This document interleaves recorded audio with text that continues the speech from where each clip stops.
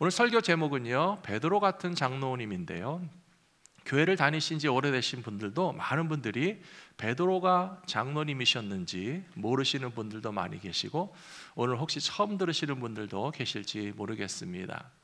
읽어드린 본문 말씀 베드로전서 5장 1절에 보시면, 너희 중에 장로들에게 권하노니 나는 함께 장로된 자요 그리스도의 고난의 증인이요 나타날 영광에 참여할 자니라 라고, 베드로가 직접 쓴 편지에서 본인도 장로라고 했기 때문에 우리는 이 성경 말씀을 근거로 해서 베드로도 사도일 뿐만 아니라 또한 교회에서는 장로님의 직분과 역할도 감당했다는 것을 기억하면서, 우리가 어떻게 하면 베드로와 같은 장로님의 좋은 신앙의 모습을 본받을 수 있을지 함께 배우시는 시간이 되었으면 좋겠습니다.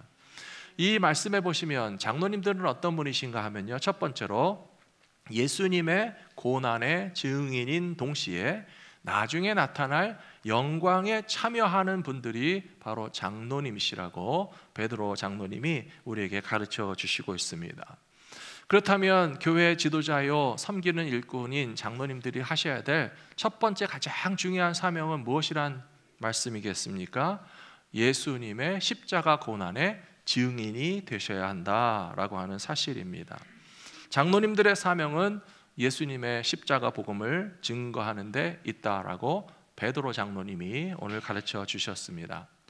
잘 아시는 것처럼 사도행전 1장 8절 말씀에 보시면, 오직 성령이 너희에게 임하시면 너희가 권능을 받고 온 예루살렘과 유대와 사마리아와 땅끝까지 이르러 내 증인이 되라, 주님이 명령하지 않으셨습니까?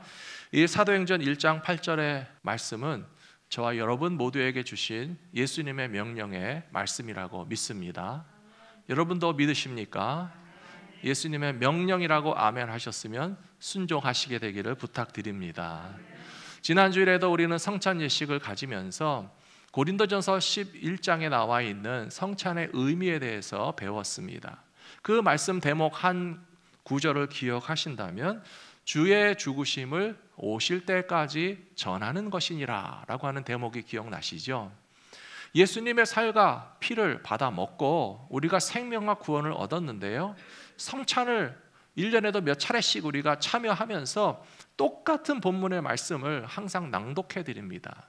그것을 가리켜서 교회에서는 성찬식 제정의 말씀이다 라고 말하는데요, 예수님께서 제자들에게 성찬 예식을 제정해 주신 목적은 무엇인가 하면, 예수님의 살과 피를 상징하는 떡과 잔을 받아 먹음으로써 우리들이 구원받은 백성이고 예수님 때문에 구원받았다는 사실을 잊지 말고 기억하면서 몸으로 체험하라 라고 하는 뜻도 있을 뿐만 아니라, 주의 죽으심을 오실 때까지 전하는 것이니라 라고 하는 그 내복까지 우리가 읽고 묵상하면서, 우리들도 예수님의 십자가의 고난의 증인이 되어야 되겠다라고 하는 사실을 새로 다짐하는 시간이 바로 성찬 예식이라고 말씀드릴 수가 있겠습니다. 지난주에 성찬 예식은 다 받아 먹으셨잖아요. 드셨습니까? 안 드셨습니까? 드시고 나서 싹 닦지 마시고요, 성찬을 드셨으면 주님의 죽으심을 오실 때까지 증언하시는 것이다 라고 하는 말씀까지도 함께 순종하시는 믿음의 백성들이 되셔야 할 것입니다. 베드로 장로님이 장로님들에게 편지를 쓴 것입니다. 베드로전서 5장 1절에서 장로님들에게 나도 장로된 자로서 권하노니 그리스도의 고난의 증인으로서 살다가 보면 우리 모두가 나중에 영광에도 참여하게 될 것이다 라고 하는 소망과 약속의 말씀으로 주신 것을 기억하면서, 나는 오늘도 예수님의 십자가의 복음을 누구에게 어떻게 전해야 할까라고 하는 사실을 마음속에 이 시간 한번 생각해 보시기 바랍니다. 사랑하는 성도 여러분, 전도하는 것은 정말 쉽지 않은 일입니다. 가까운 가족이나 친구에게 전도하는 것이 더 어려울 수 있습니다.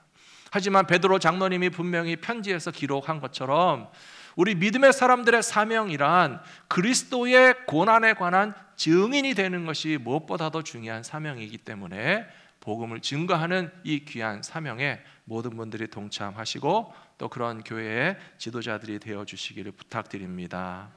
로마서 8장 17절과 18절 말씀 보시면요, 자녀이면 또한 상속자요 하나님의 상속자요 그리스도와 함께한 상속자니 우리가 그와 함께 영광을 받기 위하여 고난도 함께 받아야 할 것이니라.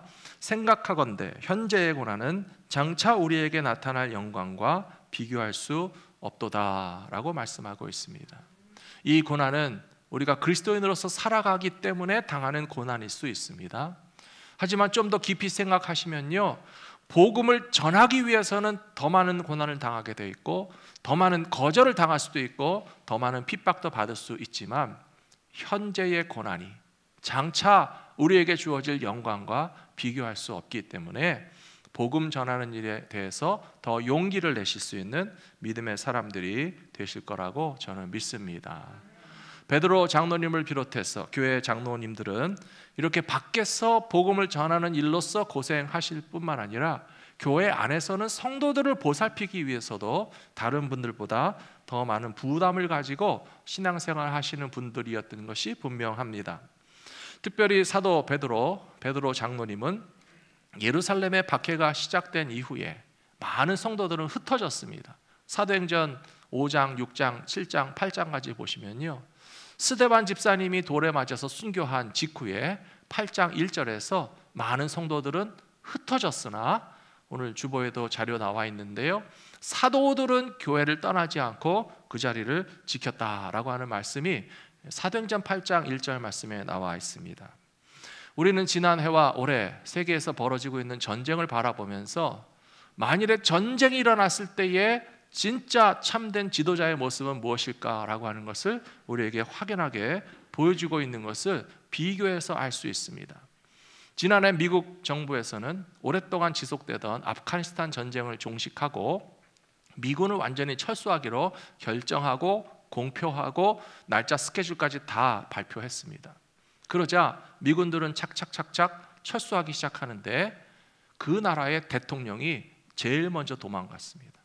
가족들을 데리고 전용기를 타고 얼마나 돈을 많이 모아놨는지 비행기에 다 실지도 못하고 공항에 버리고 갈 정도로 지도자가 먼저 가족을 데리고 도망간 나라의 모습은 참으로 끔찍한 상황이 연출된 것을 지난해 보셔서 아실 것입니다. 성도들은 피난 가야 되겠죠. 성도들은 안전한 곳을 찾아가야 되겠죠. 하지만 그렇게 이동할 수 있는 사람들을 제외하고 도망가지 못해서 예루살렘에 남아있는 비록 소수의 성도들이고 비록 얼마 안 되는 교회이지만 하나님의 백성들이 남아있는 예루살렘에서 장로님만큼은 끝까지 자리를 지켜야 되겠다라고 충성했던 모습을 기억한다면 우리는 교회 지도자의 모습은 어떤 모습으로 섬겨야 할지를 배울 수 있는 저희 모두가 될 것이라고 믿습니다. 예수님의 복음은 이 세상의 그 어떤 권력자들이 억누르고 회방하고 위협한다 할지라도 이 진리의 복음을 기다리고 있는 많은 심령들에게 반드시 전달될 수 있는 기쁜 소식이 될 줄로 믿습니다. 이 기쁜 소식이 필요한 곳에서 끝까지 복음을 지킬 수 있는 믿음의 사명을 함께 감당하시는 우리 교회와 성도들이 되었으면 좋겠습니다. 두 번째로 교회 장로님들은 주님의 양떼를 사랑으로 돌보며 신앙의 모범이 되시는 분들이다 하는 것입니다. 베드로전서 5장 2절 3절 말씀 보시면 너희 중에 있는 하나님의 양 무리를 치되 억지로 하지 말고 하나님의 뜻을 따라 자원함으로 하며 더러운 이득을 위하여 하지 말고 기꺼이 하며 맡은 자들에게 주장하는 자세를 하지 말고 양 무리의 본이 되라 그렇게 말씀하고 있습니다.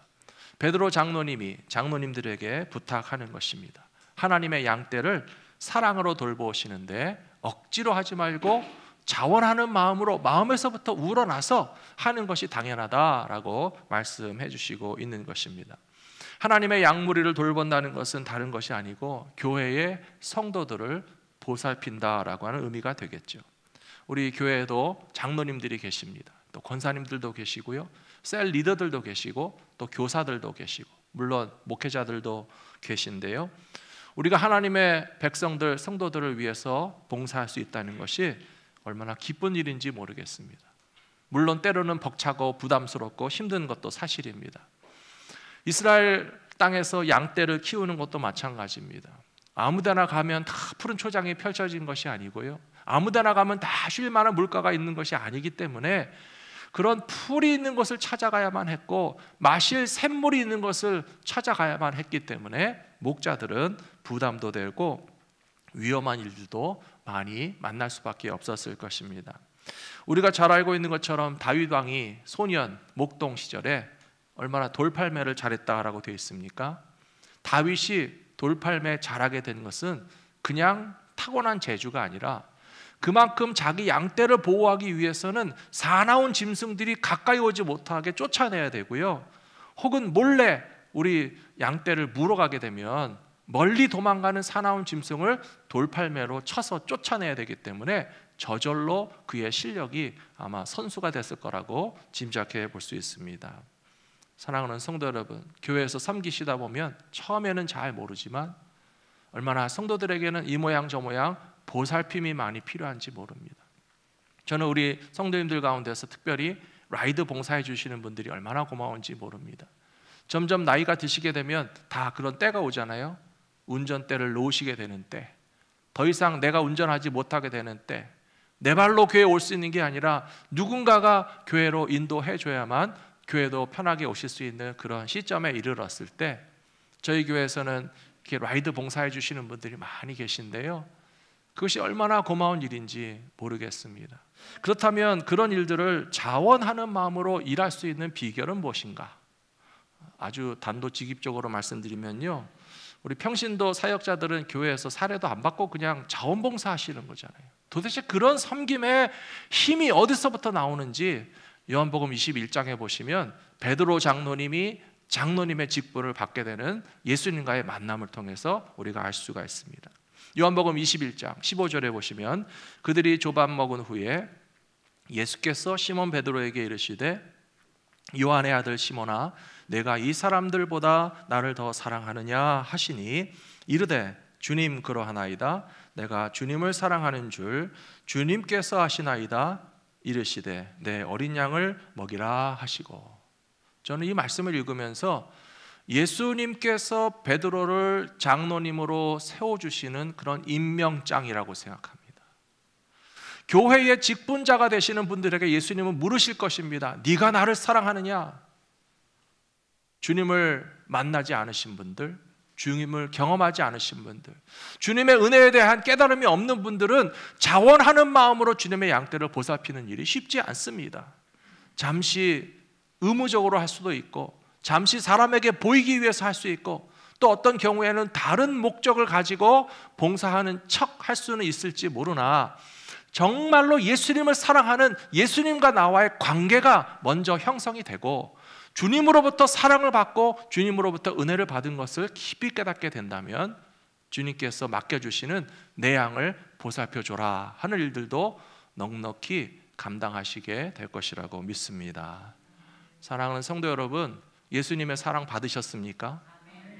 예수님 사랑 많이 받으셨습니까? 그러면 베드로 장로님에게 말씀하시는 것처럼 네가 나를 사랑한다면 나의 양떼를 보살펴 주기를 바란다 하시는 주님의 부탁에도 순종하시게 되기를 부탁합니다. 베드로 장로님은 예수님을 만나기 전과 예수님을 만난 이후에 인생이 완전히 달라졌습니다. 베드로가 예수님을 만나기 전까지는 그냥 갈릴리 호수의 어부에 불과했습니다. 베드로가 예수님을 만나지 않았다면 우리가 그의 이름조차 기억하지 못할지도 모릅니다. 그런데 베드로가 예수님을 만나고 나니까 그의 인생의 목적과 방향이 완전히 달라졌잖아요. 베드로는 예수님을 만났던 때를 평생 잊지 않고 기억했습니다.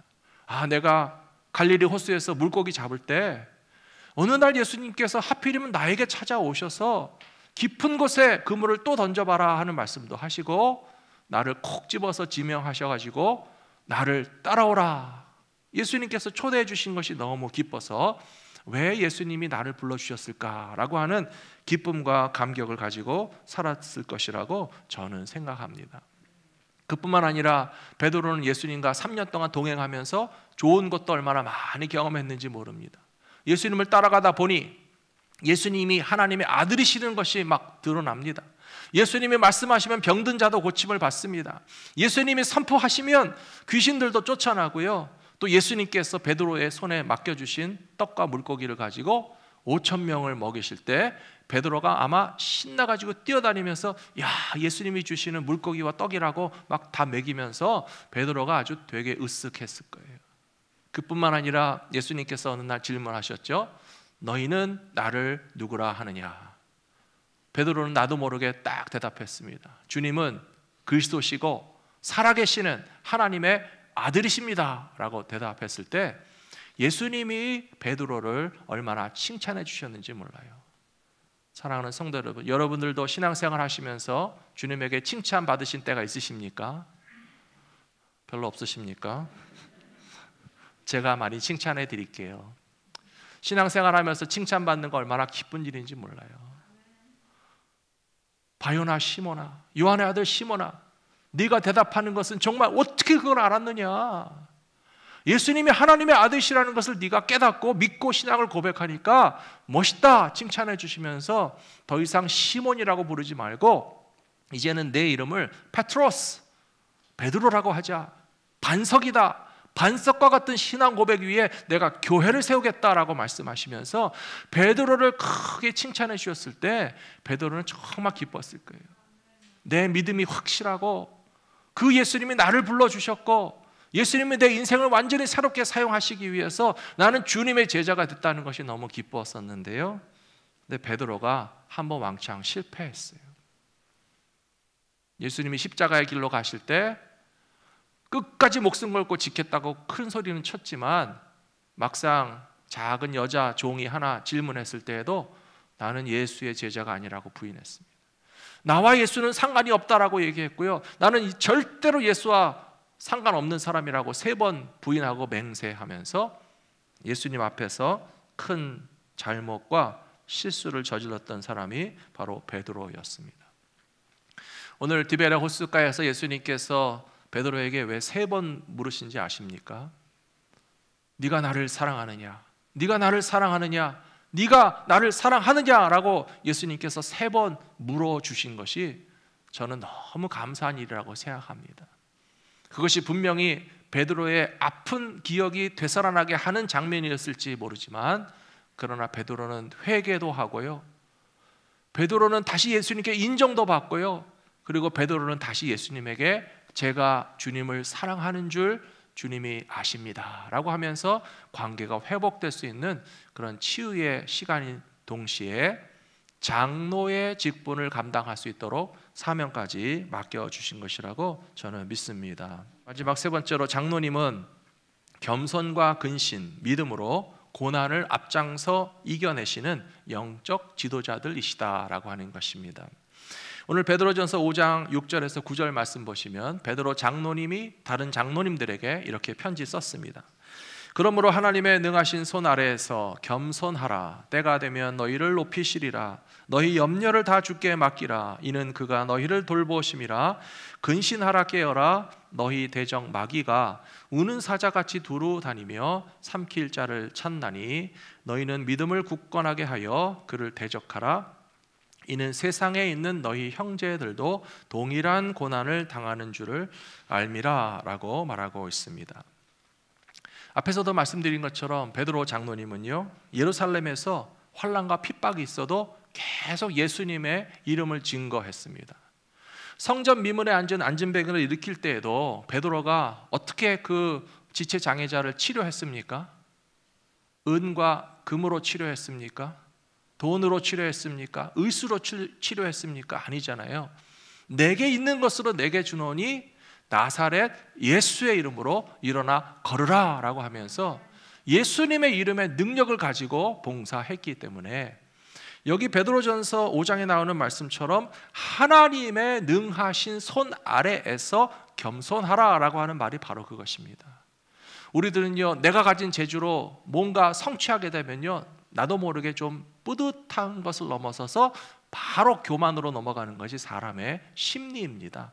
내가 했지, 내가 했어 라고 하면서 내 재주, 내 능력, 내가 할 수 있다는 착각 속에서 교만으로 달려가기 쉽지만 베드로는 예수의 이름으로 지체장애제를 일으켰으니 어떻게 교만할 수 있겠습니까? 하나님의 능하신 손 아래에서 겸손하라라고 하는 것은요, 우리 많은 분들이 교회에서 직분을 받으실 때가 되면 정말 솔직하기도 하시고 겸손하기도 하셔서 다 똑같이 하시는 말씀이, 저는 준비가 안 돼 있습니다. 저는 자격이 없습니다. 저는 아직 못하겠으니 제발 나중에 직분 받을 수 있게 해달라고 말씀하시는데요, 좀 죄송한 말씀이지만 그건 맞는 말씀인 동시에 겸손하신 말씀이에요. 그리고 우리는 무능하지만 하나님의 손으로 우리를 사용하실 수 있도록 내 자신을 맡겨드리신다면 누구라도 주님께서 맡겨주신 직분을 잘 감당하시게 될 것이라고 믿습니다. 베드로도 어떻게 보면 신학교도 안 다녔습니다. 박사학위도 없었습니다. 인턴십도 안 했습니다. 그가 가진 지식과 경험이라고 하는 것은 매우 부족한 사람이었지만 예수님의 손에 쓰임받는 3년 기간 동안에, 그리고 성령께서 그에게 임하신 이후로 얼마나 하나님의 능력으로만 위대한 일들을 했던가라고 하는 것을 생각한다면 우리 가운데 누구라도 하나님께서 이와 같은 귀한 도구로 사용해 주실 것이라고 믿습니다. 예루살렘이 어느 정도 안전해지고 난 다음에 베드로 장로님이 이제 예루살렘에서 이제 두루 다니면서 복음 전하기 시작했습니다. 사마리아도 갔습니다. 욥바에도 갔습니다. 또 가이사랴에 가서는 이방인 전도도 했는데요, 나중에 교회 역사 기록에 보시면 베드로 장로님은 로마에까지 가서 로마에 있는 교회와 성도들을 위해서 귀한 사역을 계속 펼쳤다 기록되어 있습니다. 근데 안타깝게도 네로 황제 박해 시대에 베드로가 순교한 것도 교회 역사에 우리가 남아있는 것을 알고 있습니다. 네로 황제가 이 로마에서 일어난 대형 화재의 책임을 기독교인들에게 전가하지 않았습니까? 이 수상한 유대 출신의 기독교인들이 로마의 안정을 위협하기 위해서 방화해서 불이 났다라고 지목하고 뒤집어 씌웠을 때 교인들이 많이 숨고 피하고 박해를 당했습니다. 그리고 베드로 사도에게 열심히 권면했습니다. 잠깐이라도 이 위험에서 피해서 좀 어디 안전한 곳에 갔다 오시라고 부탁했을 때 베드로 장로님이 그러고 싶지 않았겠지만 아마 성도들을 안전한 곳에 숨기고 또 안전한 곳에 피난을 갔다 오려고 로마를 벗어났던 것 같습니다. 로마를 벗어나서 어딘가로 가고 있던 베드로가 환상 중에 예수님을 만났다고 하지 않습니까?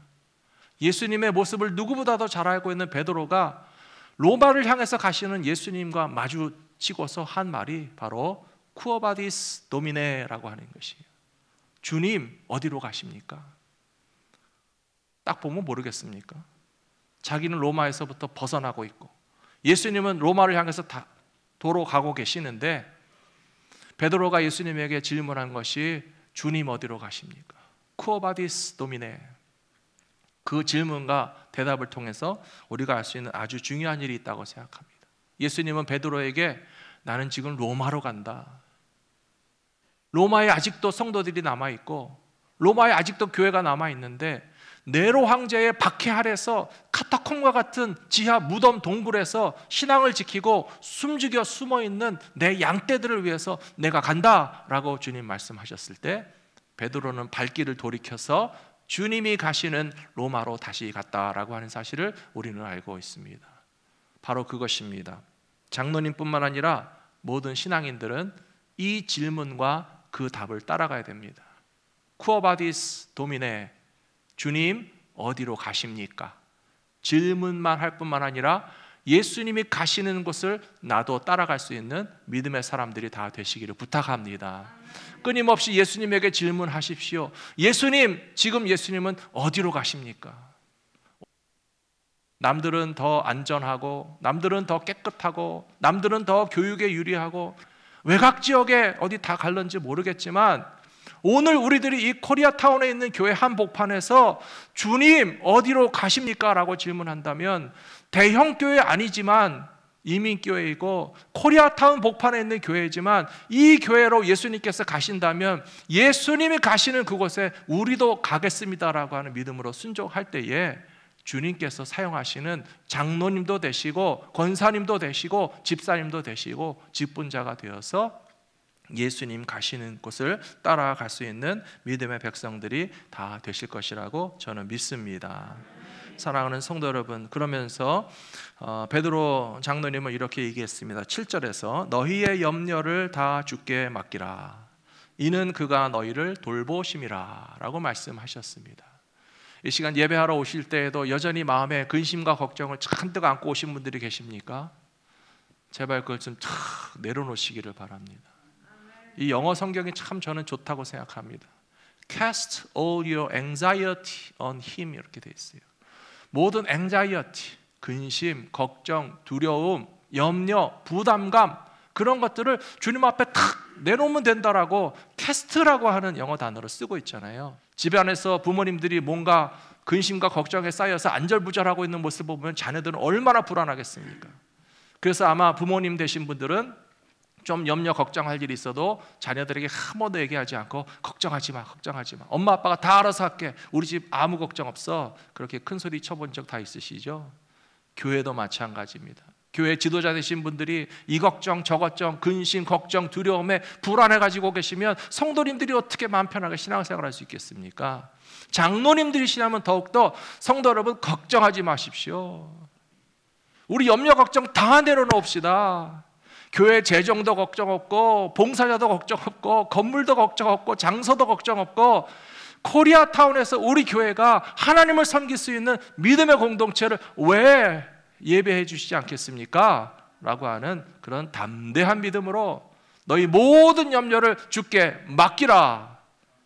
주가 우리를 돌보심이라 하시는 말씀 그대로 담대하게 앞을 향해서 전진하시는 모든 성도님들 다 되시기를 축복합니다.